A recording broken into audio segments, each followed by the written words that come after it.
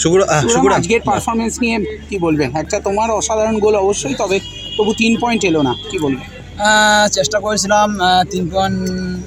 সবাই তো বিএসএস জেতার জন্য খেলে, আমরা চেষ্টা করেছিলাম জেতার জন্য। আর আমার এগনেস্টে লাস্ট ইয়ার তোমার হচ্ছে ডায়মন্ড হাবড়ায় ছিলাম, তা ডায়মন্ড হাবড়া এগনেস্টে গোল করে খুব ভালো লাগছে।